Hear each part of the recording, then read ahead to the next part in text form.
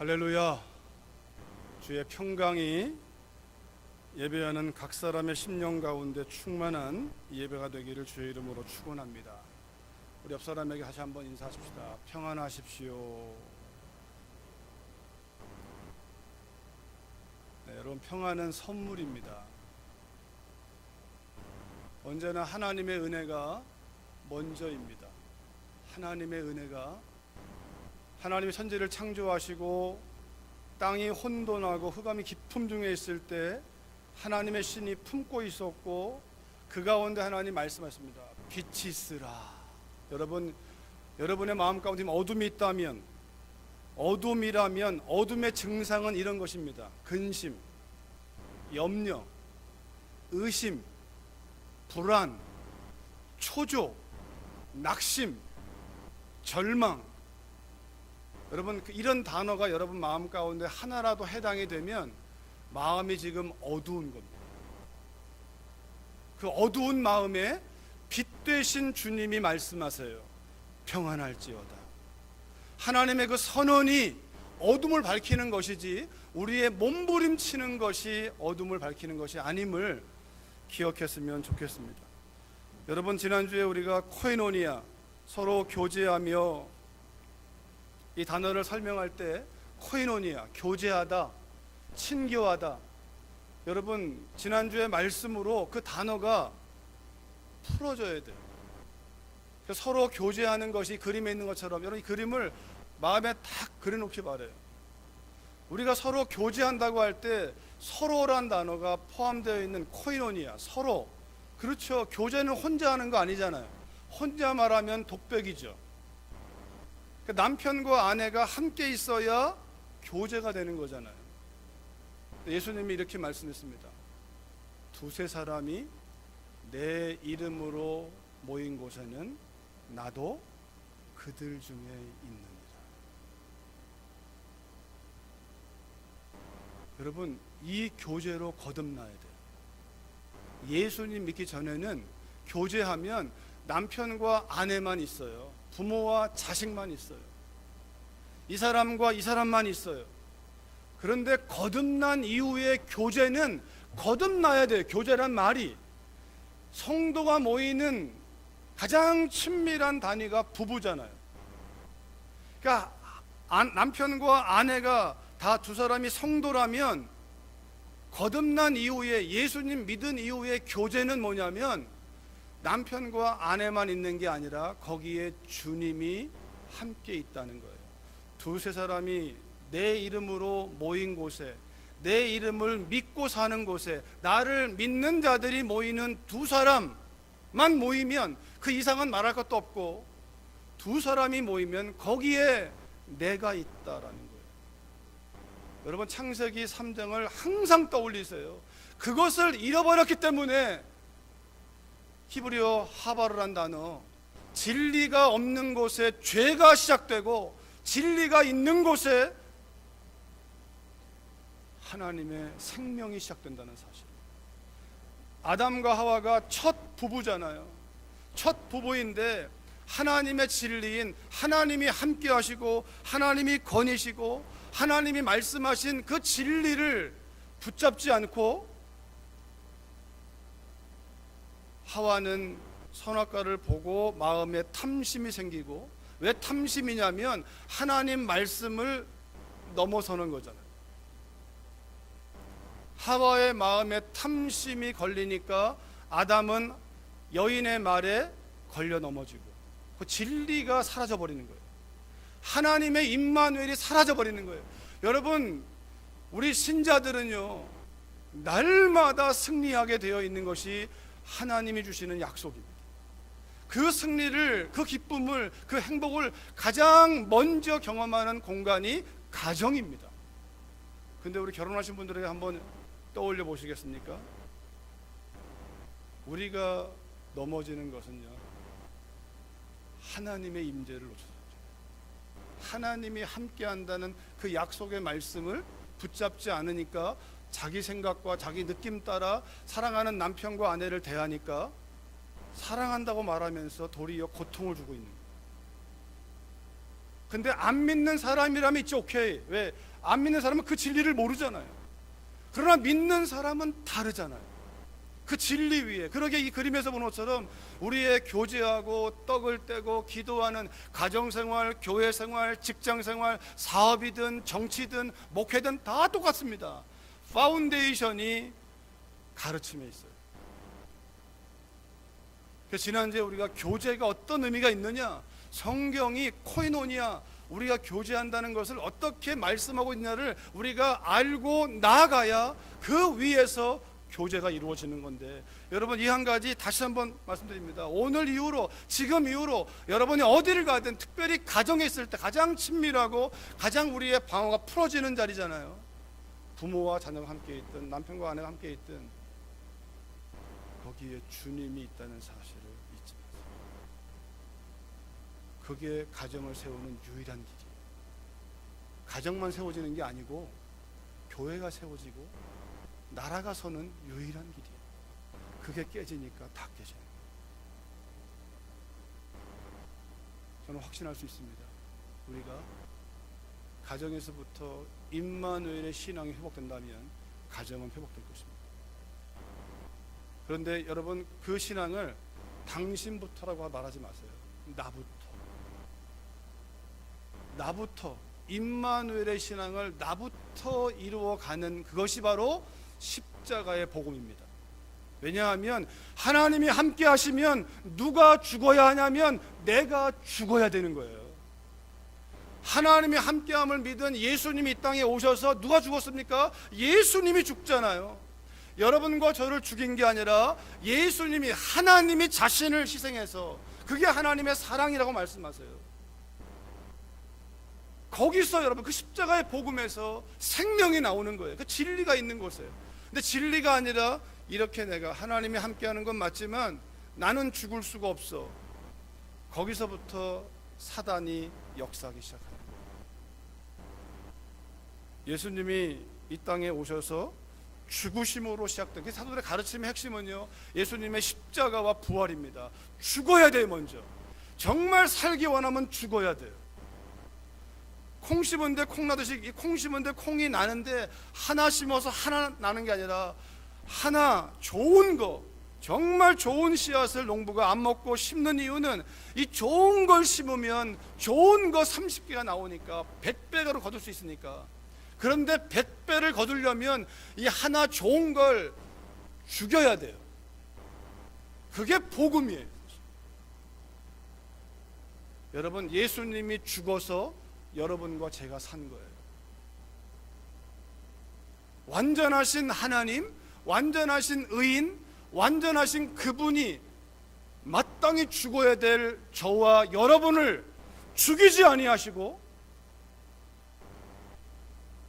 우리가 주님께 가서 잘못했습니다 이렇게 말해서 살려준 게 아니라 그 사랑의 본물이 밀려와서 그 사랑을 우리가 터치 받으니까 회개가 나온 것이죠. 우리가 회개하니까 사랑이 온 게 아니라 사랑이 온 다음에 우리가 하나님께 나아갈 그 길을, 여러분, 그것이 파운데이션이에요.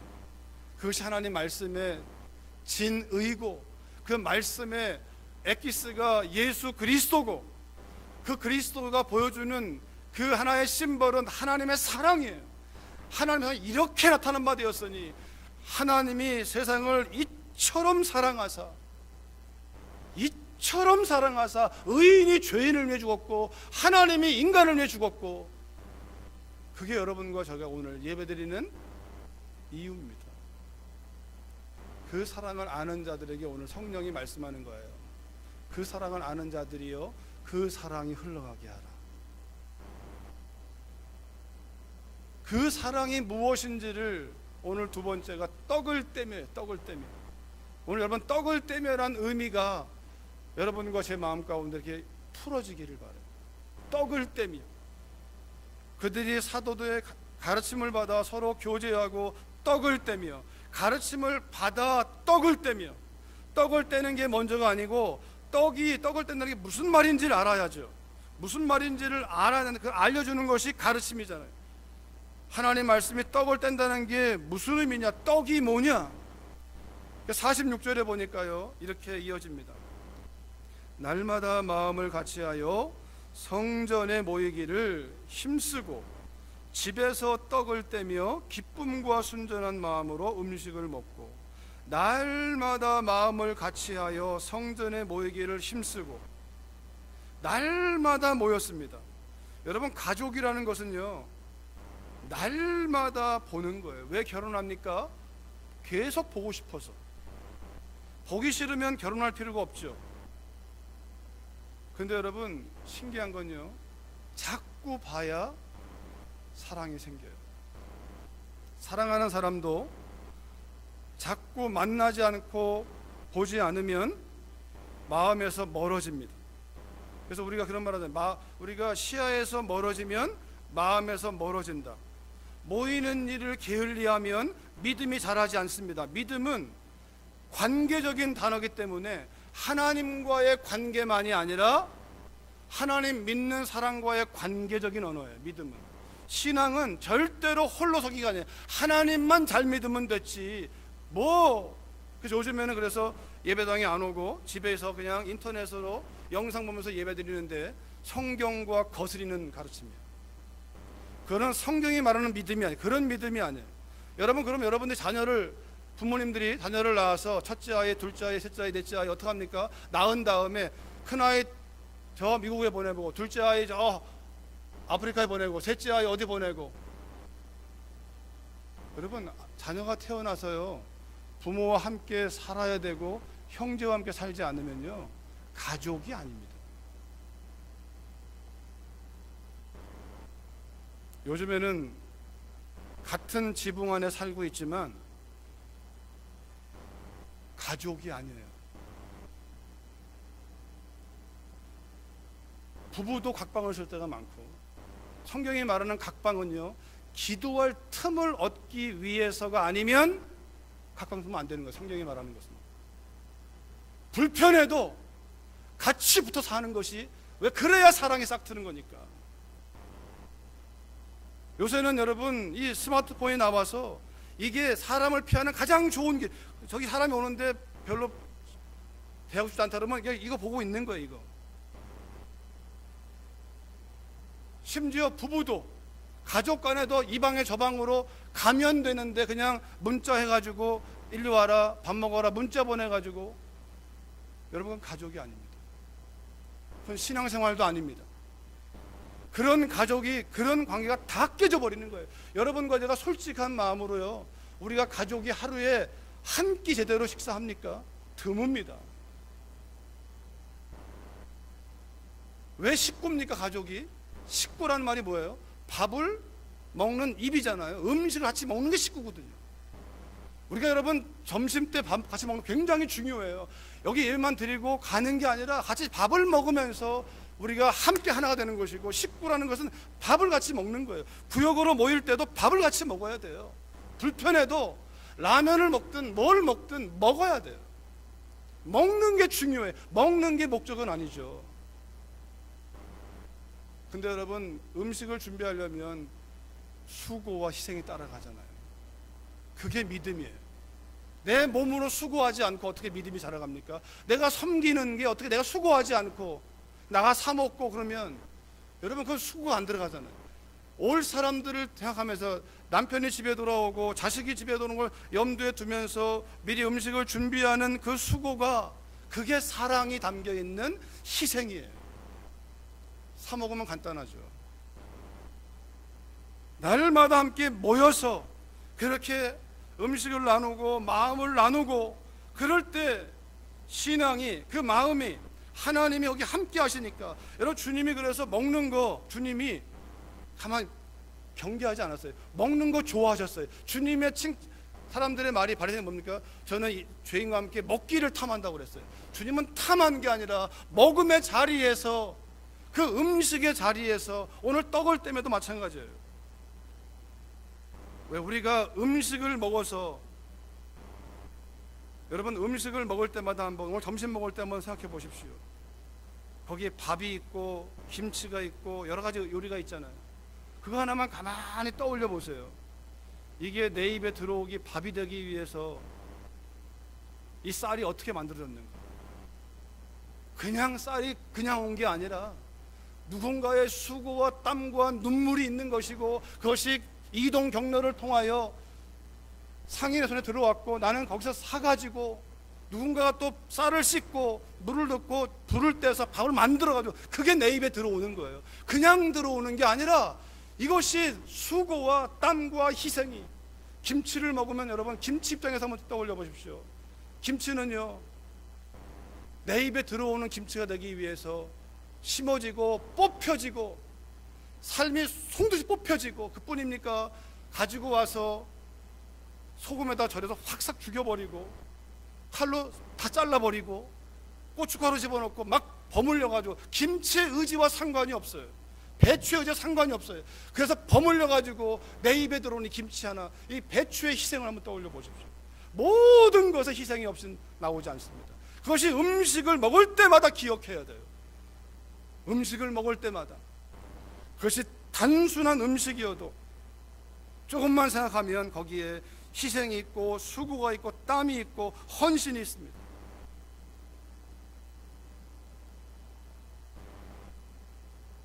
예수님은 그런 자리를 통하여 주님 자신이 세상을 향한 떡이라고 말씀하십니다. 주님 자신. 그 집에서 그렇게 모여서 집에서 떡을 떼며, 여러분, 떡을 뗀다는 말과 그 다음에 있는 음식을 먹고란 말이 구분되어 있잖아요. 우리 음식 이전에, 음식을 먹기 전에 행하는 하나의 의미였어요. 이거는 유대인의 전통 가운데 키두시라고 하는 전통이 있는데, 이것은 음식을 먹기 전에 그들이 행하는 하나의 예식이 있는데, 그 키두시라는 전통을 통하여 그들이 음식 먹기 전에 창조주를 기억하고 출애굽 애굽의 구원을 기억하면서 행하는 의식이 있었는데, 그 의식을 바꿔버리는 거예요. 주님이 그 의식을 바꾼다기보다 그 의미를 드러내는데, 우리의 생명이 무엇이냐. 예수님이 마귀에게 시험 받을 때에도 말씀하잖아요. 돌을 떡으로 만들어 먹어라. 이 말은 뭐예요? 너 배고프지? 네 육신의 배고픔을 채워라. 이 질문 앞에 예수님의 답변이 뭡니까? 사람이 떡으로만 사는 것이 아니라 하나님의 입에서 나오는 모든 말씀으로 산다. 이 말은요, 사람은 육적이기도 하지만 영적인 존재다. 사람은 떡을 먹고도 살지만 사람은 하나님 말씀을 먹고 사는 것이다. 하나님의 사람은 하나님 말씀 먹고 사는 것이기 때문에 내가 지금 육신이 배고프다고 해서 내 마음대로 가는 게 아니라 내 영의 아버지인 하나님께 여쭤보고, 너는 나를 육신의 배고픔으로 유혹하지만 그 돌을 떡으로 만드는 일조차도 내가 배고프니까 행하는 게 아니라 동기가 나에게 있지 아니하고 하나님의 허락이 없으면 안 된다는 말.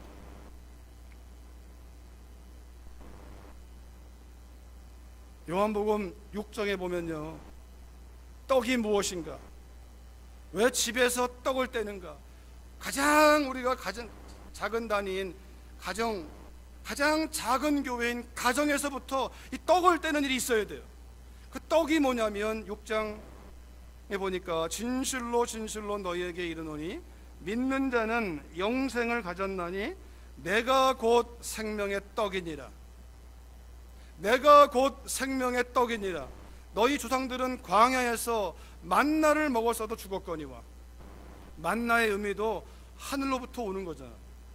하나님의 은혜가 우리를 이끌어간다는 의미잖아요.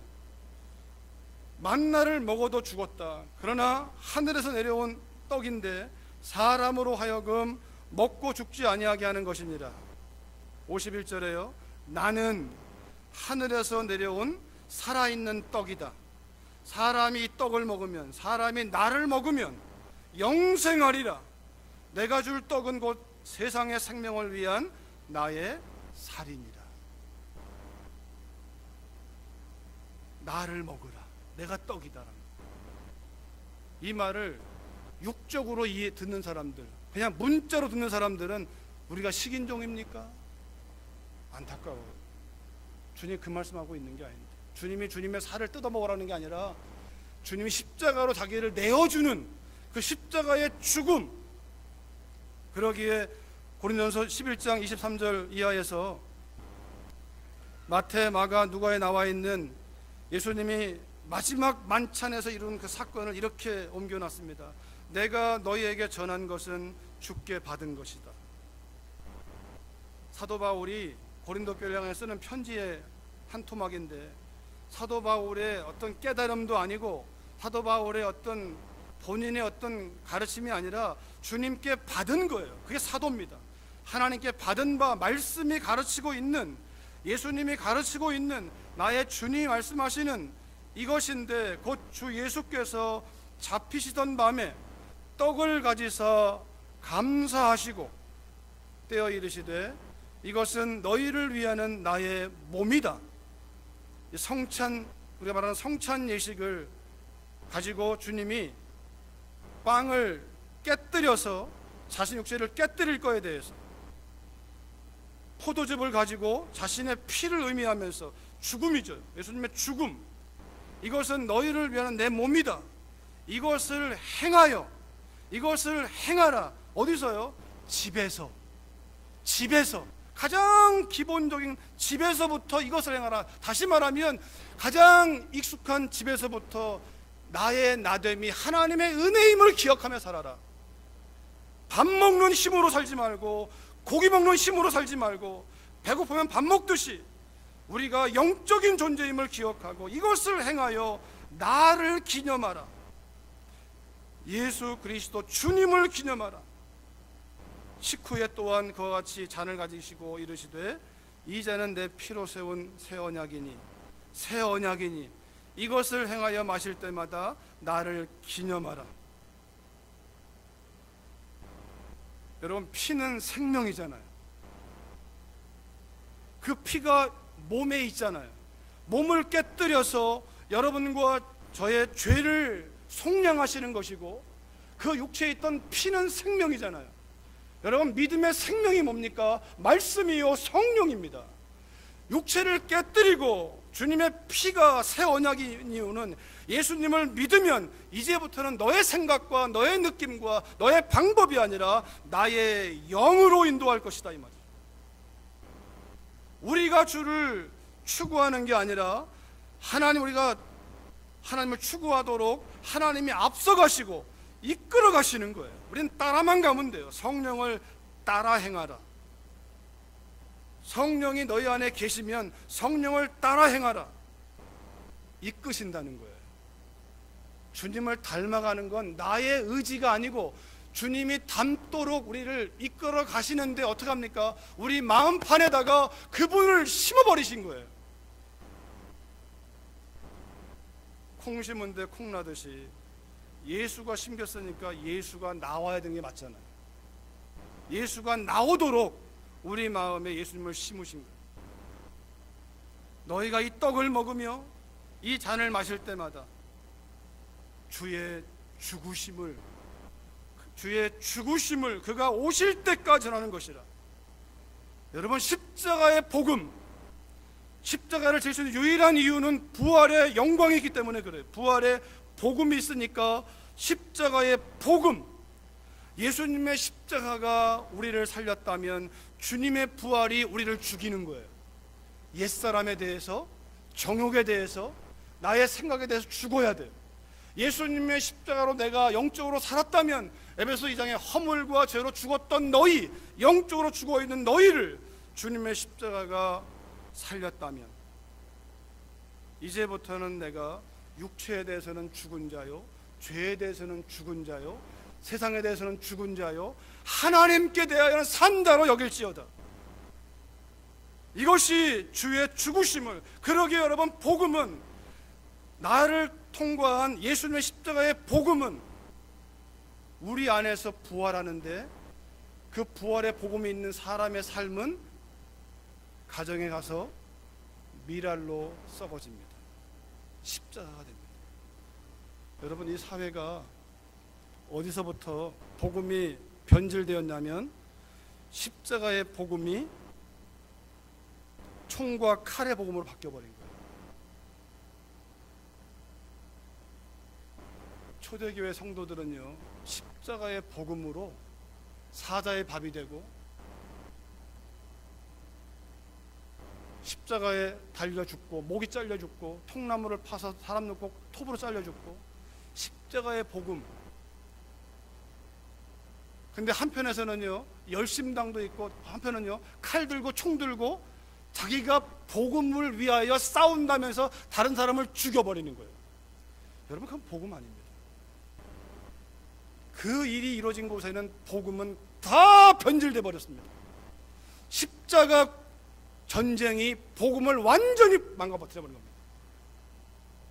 여러분과 제 안에도 복음을 만났다고 하면서 우리가 이 복음이 나를 죽이는 복음이어야 내 옛사람 내 생각이 아니라 도리어 다른 사람을 죽이는 복음이 된다면 그건 복음이 아닙니다. 주의 죽으심을 그가 오실 때까지 하는 것이다. 주의 죽으심. 우리가 하나님의 사람으로 이 복음이 있다면 여러분 그 복음을 만난 저로 인하여 제 아내가 갈수록 행복할 겁니다. 제가 죽어서 미랄되는 거니까 아내를 살리기 위하여 자식을 살리기 위하여 그것이 성경이 말하는 복음이에요. 여러분 그렇게 살아내면 그렇게 이끌어 가시는 주님을 따라가면 믿지 않는 가족들도 주님을 믿게 될 것입니다. 주 예수를 믿으라 그리하면 너와 내 집이 구원을 받으리라. 이 말의 의미는 주 예수를 믿는 내가 십자가의 복음으로 살아가니까 안 믿는 사람도 거기서 따라오는 거예요.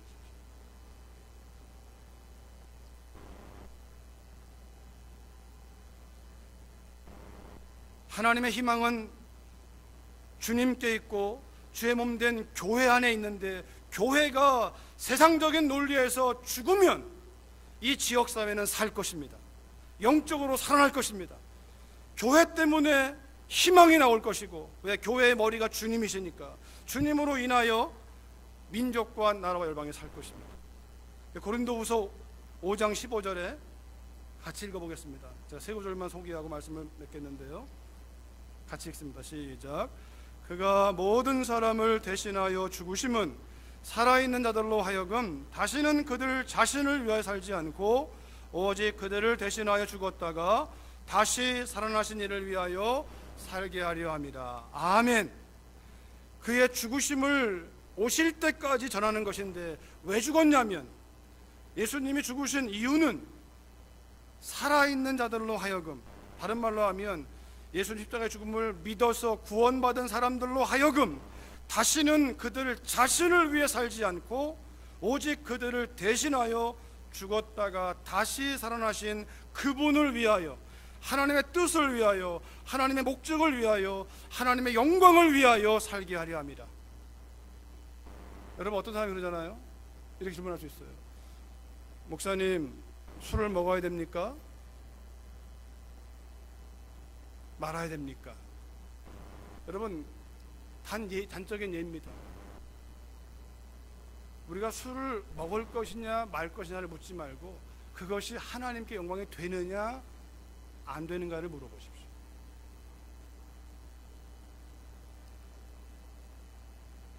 어떤 행위를 이걸 할까요 말까요, 갈까요 가지 말까요, 이걸 묻기 전에 하나님께 영광이 되는가, 하나님의 뜻 안에 있는가, 그걸 물어보십시오. 죽었다가 다시 살아나신 이 말에서 뭡니까? 십자가의 복음은 절대로 십자가에서 끝나지 않는다는 거예요. 여러분과 제가 이 복음을 받아서 이 복음대로 이끄는 대로 나아가면요, 우리의 본성이 야 너 그러다가 너 종 되는 거야. 남편의 종이 되고 아내의 종이 되고 사람의 종이 되고 왜 그렇게 사냐. 네 맞습니다. 종처럼 사는 사람이 있어요. 근데요 복음이 들어오면 그 종이 아니에요. 하나님의 종이기 때문에, 하나님의 나라 비밀을 알기 때문에 섬기는 자로 내려가는 거예요. 복음을 모를 때는요 누가 종이냐면 나보다 많이 가진 사람에게 없는 사람이 종이 돼요. 나보다 많이 배운 사람 밑에 종이 돼요. 나보다 뛰어난 사람에게 종이 돼요. 말을 못해요. 거기 가서 종처럼 살아요. 끌려가요. 그런데 복음이 들어오면 달라집니다. 복음이 들어가면 부자도 가난한 자 앞에서 힘을 행사하지 않습니다. 권세가 있다고 해서 권세 없는 사람을 위해서 힘을 행사하지 않습니다. 반대로 가진 게 없다고 해서 가진 게 많은 사람 앞에 비굴하지 않습니다. 복음의 능력이 거기에 있는 겁니다. 죽었다가 다시 살아나신, 우리가 하늘의 소망을 가진 자요, 하늘의 시민권자요, 하나님의 자녀요, 하늘에 부여하신 그 기업을 상속받는 자요, 이것이 믿고 간다면, 이걸 믿게 하시는 성령을 따라간다면, 그분을 위해 산다는 것은 그분이 이 땅에 어떻게 살았습니까? 그분이 이 땅에 오셔서 소외당하고 고아와 과부들의 아버지 되시고 억눌리고 괴롭다는 사람을 위하여 그들 속에 들어가서 그들을 섬기는 삶을 사셨어요. 그게 주님이 이 땅에 오셔서 죽으신 목적이라는 거예요. 만약 여러분과 제가 가정에 가서 남편이나 아내가, 자녀와 부모가 나를 너무 잘해줘요. 그래서 내가 주는 섬김이라면 그는 성경과 상관이 없는 약속이 없습니다. 너무 나를 힘들게 해요. 너무 힘들게 하는 것을 견딜 수 있는 유일한 힘은 복음이에요. 떡을 떼야 돼요. 이 생명이 누구 거지? 지금까지 지내온 것 주의 것이 말로만이 아니라 지금까지 지내온 것 주의 것, 모든 게 하나님의 은혜라면 여러분 그것만이 우리가 견딜 수 있는 힘이에요. 사실 사도행전서 5장 10절에 보면요, 같이 읽겠습니다. 시작. 예수께서 우리를 위하여 죽으사 우리로 하여금 깨어있든지 자든지 자기와 함께 살게 하려 하셨느니라. 이게 주의 목적이에요. 우리를 위해 죽어서 우리 죄는 속량하시고 끝나는 게 아니라 우리와 함께 살고 싶어서, 임마누엘의 그 하나님의 소망이에요. 하나님, 우리의 소망이 아니라 하나님이 우리와 함께 살고 싶어서 하나님 자신을 희생해서 우리를 건져내시고 나와 함께 살자.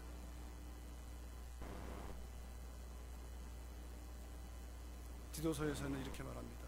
그가 우리를 대신하여 자신을 주심은 모든 불법에서 우리를 속량하시고 우리를 깨끗하게 하사 선한 일을 열심히 하는 자가, 열심히 하는 자기 백성이 되게 하려 하십니다. 여러분, 부모의 마음을 한번 떠올려 보세요. 자녀가 밖에 나가 놀다가 더럽게 오면 어떡합니까? 씻어주고 옷 갈아입혀주고 다시 입혀주고. 부모는 이 아이에게 씻어주고 끝납니까? 아니잖아요. 입혀주고 먹여주고 그 다음에 이 아이가 세상에서 쓸만한 사람 되도록 하나님께서 우리로 하여금 우리를 씻어주고 속량 건져내시고 깨끗하게, 날마다 깨끗하게 하사 선한 일. 여러분, 선한 일은 다른 말로 하면 하나님의 뜻을 열심히 추구하는, 하나님의 영광을 열심히 추구하면, 왜? 선한 분은 하나님밖에 없거든요. God is good. 하나님만 선하세요. All the time. 항상 선하신 분은 하나님밖에 없어요. 하나님의 일을 열심히 하는, 하나님의 뜻을 열심히 하는 하나님의 백성, 그러면 하나님이 다 책임질 테니까, 하나님이 돌보시니까. 제가 만난 적은 없지만 인도의 성녀라고, 인도인이 아니잖아요. 마더 테레사, 캘커타에서 가난한 자들의 어머니가 되어서 한평생을 섬겼던 한 여인, 그 여인에게 물었어요. 어떻게 당신은 온갖 종류의 사람을 만나는 거니까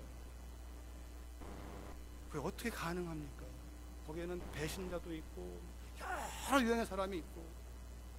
그런데 테레사 수녀가 이렇게 말했다고 합니다. 기자의 질문 앞에, 저는 못하죠.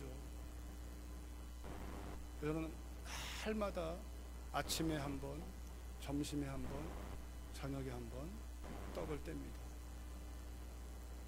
다시 말하면 예수님의 죽으심을 떠올립니다. 나를 위한 그분의 죽으심을 떠올리고 아침에 그 떡을 떼고 그걸 마음에 새기고 나가서 오전을 섬기고 또 돌아오면 점심에 다시 그 떡을 떼야만, 그 주님의 죽으심을 묵상해야만 내가 견딜 수가 있으니까 하고, 또 나가서 오후를 섬기고 들어와 저녁에 다시 한 번 더 그 떡을 떼고. 그게 비밀이었어요. 나의 나 된 것은 하나님의 은혜다. 이 생명이 하나님의 은혜고, 여러분 하나님의 은혜 아니면 우리가 여기 서 있을 수 있습니까? 이 예배 드릴 수 있습니까? 없잖아요. 그 은혜가 테레사 자매는 하루에 3번을 뗐다고 하지만 그게 안 되면 우리는 매 시간마다 떼야 돼요. 매 시간마다 그 떡을 떼야 돼요. 주님과 나의 관계에서 그분의 그 나를 향한, 여러분 하나님의 희생에 우리가 비할 수가 있습니까?